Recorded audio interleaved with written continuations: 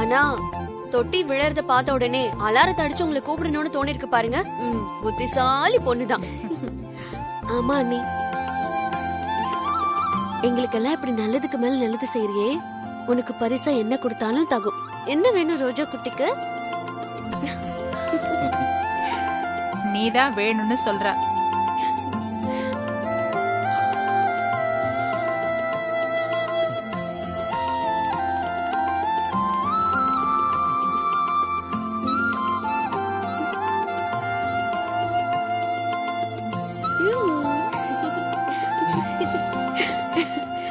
ரசதி, இந்த மாசம் இலக்கியாவுக்கு பிறந்த நாள் வருது, அதான் சஸ்பென்ஸா அவளுக்கு கிஃப்ட் கொடுக்கலான்னு லாக்கெட் வச்சு செயின் ஒன்று வாங்கி வச்சிருந்தேன். இந்த இத பாரு. எங்க கொடுங்க. நல்லா இருக்கு. ஓபன் பண்றேன். என்ன நீ?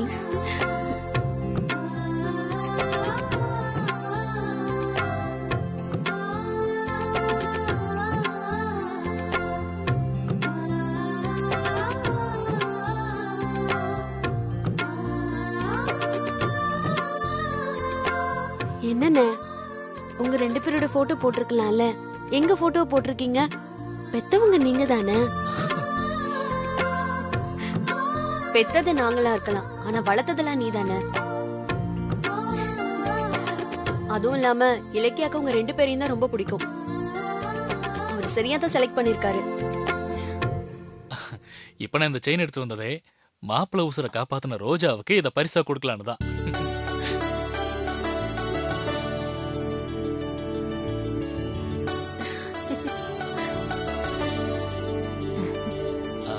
இலக்கிய குட்டி, அப்பா உனக்கு வேற செயின் வாங்கி தரேன், சரியா?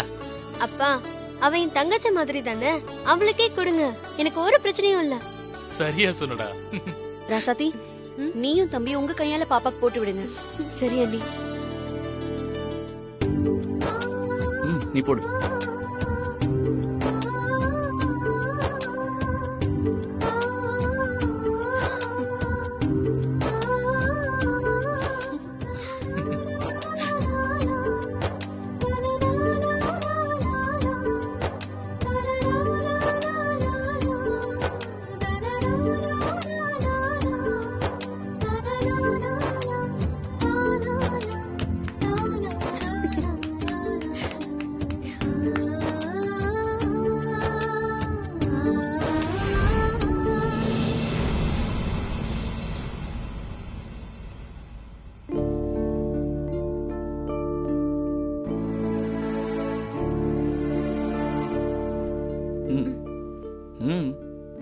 இன்னும் அதையே யோசிச்சுட்டு உட்காந்துட்டு இருக்கியா?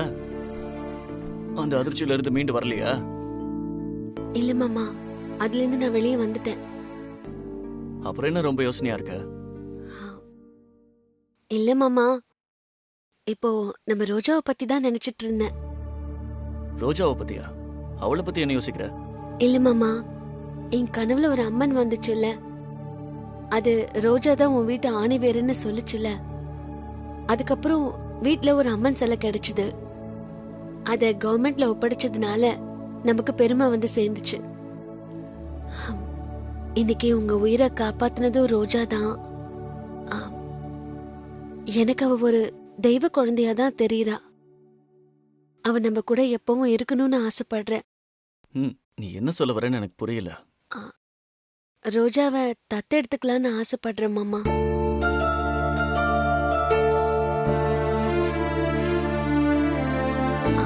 என்ன மாமா சைலண்ட் ஆயிட்டீங்க? ரோஜாவை தத்தெடுக்கிறதுல உங்களுக்கு விருப்பம் இல்லையா? அப்படிலாம் எதுவும் இல்ல. ரோஜா ஏதாவது ஆசிரமத்துல அனாதை குழந்தையா இருந்து நம்மள அவளுக்கு பிடிச்சிருந்தா முறைப்படி நம்ம அவளை தத்தெடுக்கலாம். இல்ல அவளுக்கு ஏதாவது அப்பா அம்மா இருந்து அவங்களால அவளை வளர்க்க முடியல அப்படின்னு சொன்னா நாம குழந்தைய வளர்க்குறோம்னு சொல்லி கேட்கலாம். ஆனா ரோஜா யாரு என்னன்னு எதுவுமே தெரியாம நாம எப்படி அவளை தத்தெடுக்க முடியும்? சட்டப்படி அதை செய்யவும் முடியாது. இப்போ நம்ம ரோஜா குட்டிய சொந்தம் கொண்டாடி அவ மேல அதிக பாசம் வச்சுட்டோன்னு வையேன், திடீர்னு அவளோட அப்பா அம்மாவோ இல்ல சொந்தக்காரங்களோ வந்து அவளை இங்கிருந்து கூட்டிட்டு போயிட்டா அதை உன்னால தாங்கிக்க முடியுமா? இல்ல என்னாலதான் தாங்கிக்க முடியுமா? நீங்க சொல்றதெல்லாம் எனக்கு புரியுது மாமா. ஆனா ரோஜா எப்பவும் நம்ம கூடவே இருக்கணும்னு எனக்கு தோணுது. ஒரு வகையில நீ நினைக்கிறது நடக்கவும் வாய்ப்பு இருக்கு. எப்படி மாமா சொல்றீங்க? அதான் அம்மனே உன் கனவுல வந்து சொல்லிருக்க, ரோஜா இந்த வீட்டோட ஆணி வேறுன்னு. அவளுக்கும் நமக்கும் ஏதோ ஒரு பந்தம் இருக்கிறதால தான் அவ நம்ம கிட்ட வந்து சேர்ந்திருக்கா. அதனால அவளை தத்தெடுத்து தான் நம்ம சொந்தமாக்கிக்கணும்லாம் இல்ல. தத்தெடுக்காமலேயே அவன் நம்ம கூட தான் இருப்பான்னு என்னோட உள்ளுணர்வு சொல்லுது. நீ கவலைப்படாம இரு. அவளை நம்ம குழந்தை மாதிரியே வளர்க்கலாம். ம்?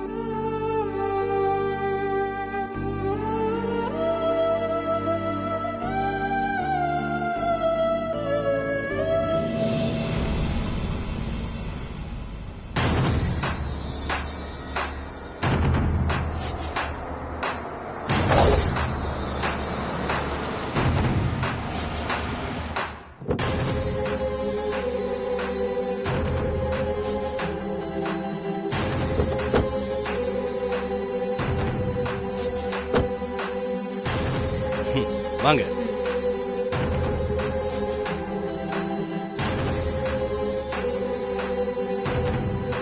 வணக்கம் ஐயாமா. ஐயா வாங்க, இருங்கய்யா, கூட்டிட்டு வரேன். என்ன கண்மணி, ஏன் நின்னுட்ட? இல்ல, ஆரம்பத்துல நீங்க எனக்கு சப்போர்ட்டா இருந்தீங்க. அப்புறம் இடையில நமக்குள்ள மனஸ்தாபம் வந்துச்சு. எதிரெதிரா வேலை பார்த்தோம். அதுல நம்ம 2 பேருக்குமே நஷ்டம்தான். இப்ப பழசெல்லாம் மறந்துட்டு உங்களை நம்பிதான் இந்த காரியத்துல இறங்கியிருக்கேன். நீங்க தான் பார்த்து செய்யணும். கவலைப்படாத கண்மணி, நான் பாத்துக்கிறேன். ஒரு பிசுறு இல்லாம இந்த குழந்தை மேட்டரை நான் முடிச்சு தரேன். நீ தைரியமா இரு. பெரிய பொக்கிஷம் அந்த ரோஜா குழந்தை. அவளை எப்படியாவது நான் சொந்தமாக்கிக்கணும். கவலையப்படாத கண்மணி, நீ நினைச்ச மாதிரியே செஞ்சிடலாம். இந்த ஆசிரம நிர்வாகி எனக்கு ரொம்ப வேண்டியவர். நான் என்ன சொன்னாலும் செஞ்சு தருவாரு. கண்மணி, நீ நினைச்சது கண்டிப்பா நடக்கும். வா போலாம். ஐயா வாங்க வாங்க வாங்க. வணக்கம் ஐயா. வணக்கம். நீங்க இங்க வந்தது எங்களுடைய பாக்கியம். ரொம்ப நாள் ஆச்சு பார்த்து. அப்புறம் சுந்தரேசன், எப்படி இருக்கீங்க? நல்லா இருக்கு. ஆசிரமம் எல்லாம் எப்படி போயிட்டு இருக்கு? எல்லாம் நல்லா போயிட்டு இருக்கு. குழந்தைங்க எல்லாம் நல்லா இருக்காங்கல்ல? நீங்க இருக்கிறப்போ என்ன குறைச்சல் வந்துட போகுது? எல்லாம் நல்லபடியா போயிட்டு இருக்கு. ஆமா, அம்மா யாரு? இவங்க பேரு கண்மணி. எங்க வணக்கம்மா. ஊர்ல ரொம்ப பெரிய குடும்பம்னு சொல்லுவாங்க. ஆமா. அந்த குடும்பத்தோட மருமக. அப்படியா? அம்மா நீங்க வந்ததும் ரொம்ப சந்தோஷம். ஆமா, என்ன விஷயமா இவ்வளவு தூரம் வந்திருக்கீங்க? சுந்தரேசன், உங்களால எனக்கு ஒரு முக்கியமான காரியம் நடக்கும். சொல்லுங்க, என்ன வேணா செஞ்சிடலாம். உள்ள போய் பேசலாமா? தாராளமா வாங்க வாங்க, வாங்க உள்ள உள்ள வாங்க. வாங்க. வாங்க. வாங்க.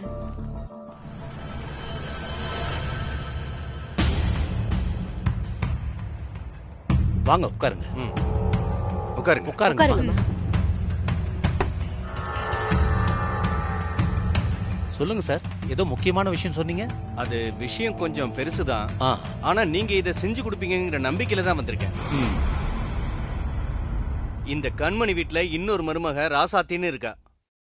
இப்போ அவ சேர்மனாவும் இருக்கா. அவங்க வீட்ல வாய் பேச முடியாத, காது கேட்காத 6 வயசு பெண் குழந்தை ஒண்ணு இருக்கு. அந்த குழந்தைய இவங்க தத்தெடுத்துக்கணும்னு ஆசைப்படுறாங்க. அது சரி, நீங்க இங்க வந்திருக்கிறது புரியல சார் எனக்கு. அது வந்து அத நான் சொல்றேன் சார். அந்த ராசாத்து கிட்ட இருக்கிறது அனாதை குழந்தை. அது கோயில்ல கிடைச்சது. அந்த குழந்தைய தான் அவங்க வளர்த்துட்டு வராங்க. அந்த குழந்தை இந்த ஆசிரமத்துக்கு சொந்தமான குழந்தைன்னு நீங்க சில ஆதாரங்களோட அவ வீட்டுக்கு போய் கொடுத்து, அந்த குழந்தை இந்த ஆசிரமத்துல தான் வளர்ந்துச்சு, எப்படியோ தவறி மிஸ் ஆயிடுச்சுன்னு சொல்லி அங்க இருந்த அந்த குழந்தைய இந்த ஆசிரமத்துக்கு கொண்டு வந்துடணும்.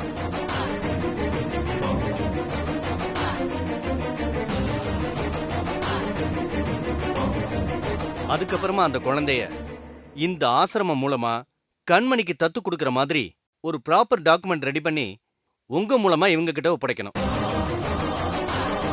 சார், இது ரிஸ்கான வேலை மாதிரி தெரியுது. நாங்க இதை செய்ய போய் ஏதாவது பிரச்சனையில மாட்டிக்கிட்டோம்னா? ஆமா சார், என் ஒய்ஃப் சொன்ன மாதிரி இது கொஞ்சம் ரிஸ்கான வேலை தான் சார். சுந்தரேசன், இதனால எந்த பிரச்சனையும் வராது. அப்படியே வந்தாலும் அதெல்லாம் நான் பாத்துக்கிறேன்.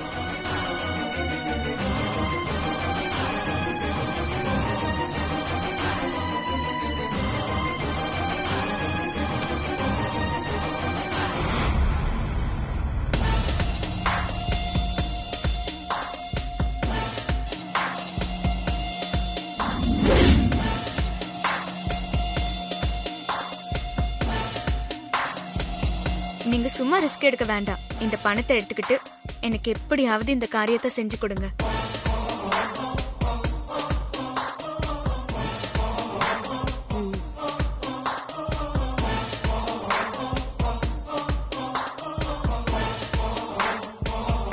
சரிங்க சார், நீங்க இவ்வளவு தூரம் சொல்றதால அந்த காரியத்தை நான் செஞ்சு கொடுத்துறேன் சார். சார், பணத்துக்காக நான் செய்யல, எல்லாம் உங்களுக்காக தான் செய்யல.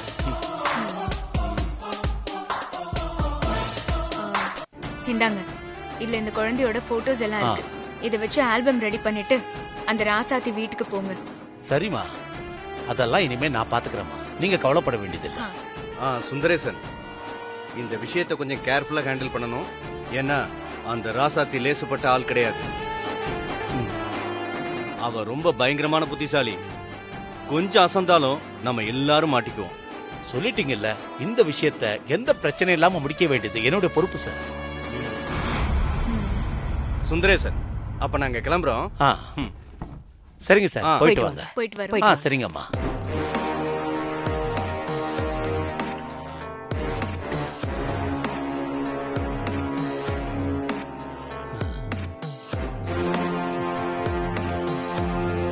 ஏண்டி, என் வாழ்க்கையில 2 லட்சத்தை முழுசா பார்த்ததே இல்லடி. ஆமாங்க, நான் கூட பார்த்ததே இல்ல. இந்தா பாரு, பாத்து.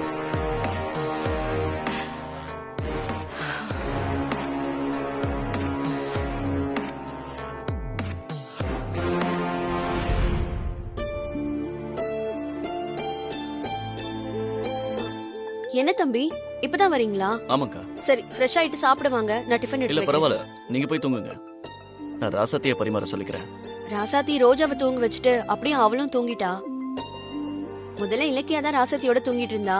இப்ப இந்த இடத்த ரோஜா தான் ஃபில் பண்ணிக்கிட்டு இருக்கா. நான் வேணும்னா ரோஜாவை ஏன் ரூமுக்கு தூக்கிட்டு போயிடுவா? இல்ல வேணாக்கா, ரோஜா அங்கேயே தூங்கட்டும், நான் பாத்துக்கிறேன். அப்போ உங்களுக்கு டிஃபன் நீங்க டைனிங் டேபிள் எடுத்து வச்சிருங்க, நான் ஃப்ரெஷ் அப் ஆயிட்டு வந்து சாப்பிட்டுக்கிறேன். சரிங்க தம்பி.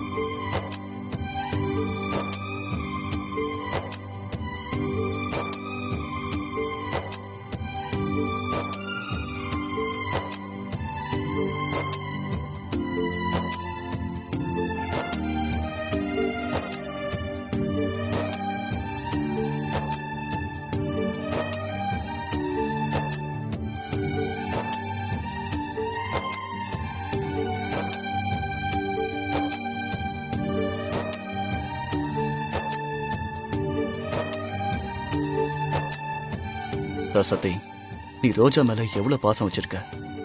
அவளை பிரிஞ்சா மனசளவுல ரொம்ப பாதிக்கப்படுவ.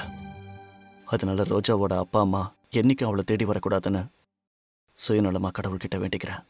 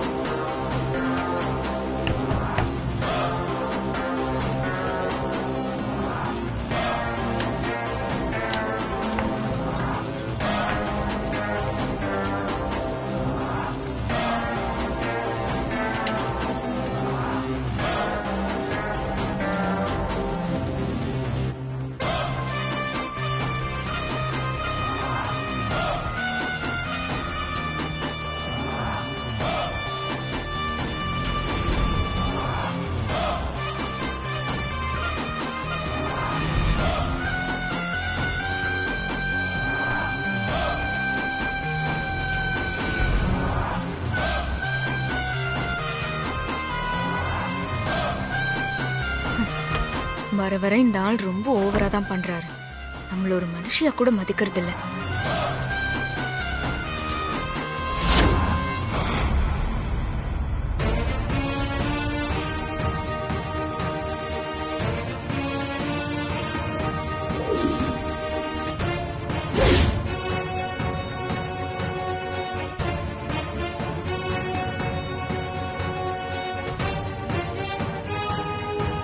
எவ வீட்டுக்கு போயிட்டு வர?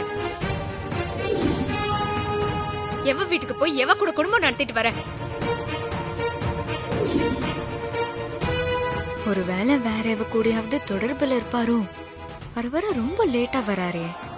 மணி 12 போகுது. சந்தேகமாவே இருக்கே.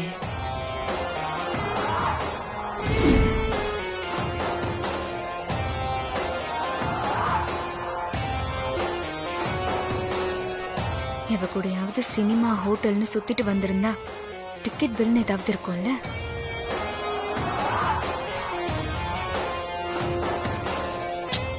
சோப்பு இல்லை.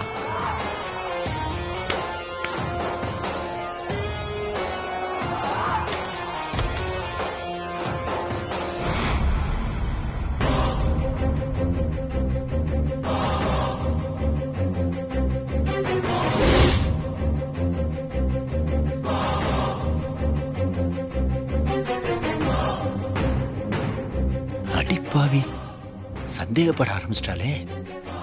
கண்டுபிடிச்சிருவாளோ?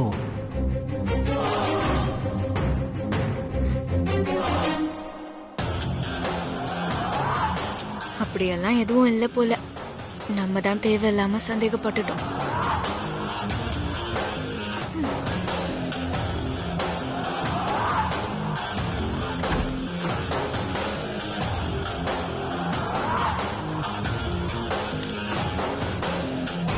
என்னதான் கண்மணியை பிடிக்கலைனாலும் அவளும் ஒரு பொண்ணு தானே. பொண்டாட்டியா தான் புருஷன் தனக்கு மட்டும்தான் வேணும்னு பொசசிவ் இருக்கும் தானே. தப்பு நம்ம மேலதான். ச்சே.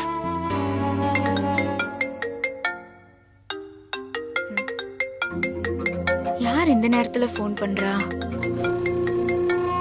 பாரதி. இவதுக்கு இப்ப கால் பண்றா?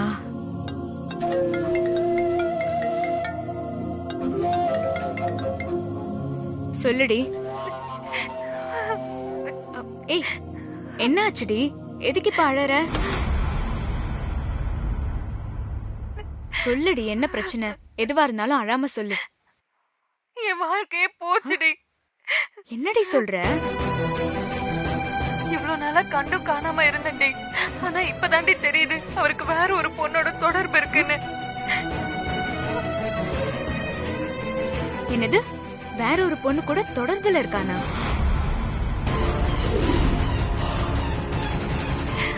அவ கூட குடும்பம் நடத்தி குழந்தைய பெற்றிருக்காண்டி. இது தெரியாம கிறுக்கச்சி மாதிரி அவனுக்காக காத்துட்டு இருந்திருக்க. அவ கூட குழந்தை பெத்துக்கிற அளவுக்கு போயிட்டானா? ஏய், அவனெல்லாம் சும்மா விடக்கூடாதுடி. குடிச்சிட்டு அடிக்கிறவனை கூட மன்னிச்சிடலாம். ஆனா நாம இருக்கும் போதே நம்மள நம்ப வச்சுட்டு இன்னொருத்தி கூட குடும்பம் நடத்துறான் பாரு. அவனெல்லாம் அப்படியே தூங்கும் போதே தலையில அம்மிக்கல்ல போட்டு கொன்றணும். தப்பே இல்ல. உசுரோடவே விட்டுறக்கூடாதுரி. சரி சரி, நீ அழாத. நீ ஒரு பயந்தாங்குழி. இதே உன் இடத்துல நான் இருந்திருந்தா விஷயம் தெரிஞ்ச மறு நிமிஷமே தலையில கல்ல தூக்கி போட்டு கொன்னு இருப்பேன்.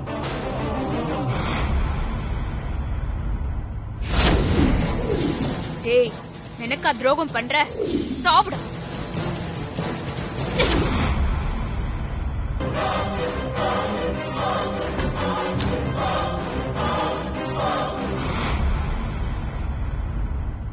அடிப்பாவி, நம்ம விஷயம் தெரிஞ்சா கண்டிப்பா கள்ள தூக்கி போட்டு கொன்னுருவா போலயே.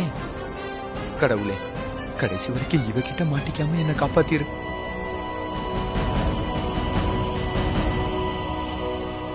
சரிடி, நீ அழாத. உங்க அப்பா அம்மாவை வச்சு புத்தி சொல்லிப்பாரு. அப்படியும் கேட்கலையா, எங்க அத்தைய வச்சு பஞ்சாயத்து பண்ணலாம். இதையே நினைச்சு அழுதுட்டு இருக்காம போய் படுத்து தூங்கு. சரியா? ரிலாக்ஸ்டா இரு. போய் படு. சரி, நான் வைக்கிறேன்.